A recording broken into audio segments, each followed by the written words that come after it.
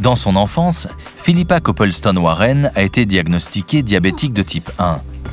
Mais même ses médecins n'arrivaient pas à comprendre pourquoi elle s'évanouissait souvent subitement. Mon taux de sucre grimpait ou chutait brutalement et je perdais connaissance. On avait beau m'injecter des litres de glucose dans le sang, ça n'y faisait rien. J'étais toujours en grave hypoglycémie. Même les médecins me disaient « Comment pouvez-vous toujours être en train de parler? Comment êtes-vous encore en vie ?» Et il y a 2 ans, Philippa remarque une chose étonnante. Même si sa glycémie est totalement imprévisible, un fait est immuable. Juste avant une crise, sa chienne Poppy commence à se comporter de façon très étrange. Tout d'un coup, elle ne voulait plus rester près de moi. Elle se mettait à bâiller et brusquement s'éloignait de moi. Elle commençait aussi à paniquer et à me mordiller les doigts. Son comportement changeait du tout au tout. Et une amie m'a demandé si ça pouvait avoir un rapport avec mon taux de sucre.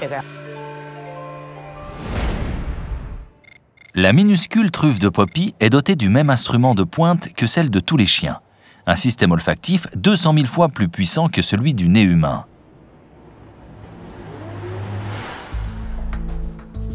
Dès que le taux de sucre de Philippa commence à chuter, Poppy sent son souffle et sa transpiration se modifier. Une organisation caritative a fait dresser le chien pour qu'il puisse alerter Philippa à temps.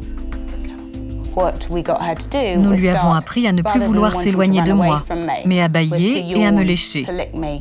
À réagir de la même façon, mais un peu différemment. Elle sait parfaitement qu'il y a quelque chose qui ne va pas chez moi. Et comme elle n'aime pas ça, elle essaie de me prévenir, de me dire qu'il se passe quelque chose et que je dois en tenir compte. Elle se met alors à me mordiller les doigts, exactement comme ce qu'elle est en train de faire. Tu m'aides beaucoup. Tout ce matériel est loin d'être aussi efficace que Poppy. Une chute brutale de sucre dans le sang prive le cerveau de glucose. Et chaque crise d'hypoglycémie peut causer de gros dégâts dans les tissus nerveux. Quand Philippa n'avait pas encore Poppy, ces crises soudaines ont failli lui coûter la vie.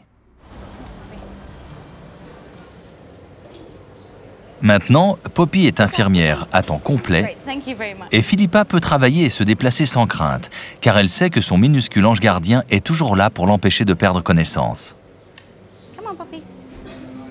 Je l'emmène partout avec moi.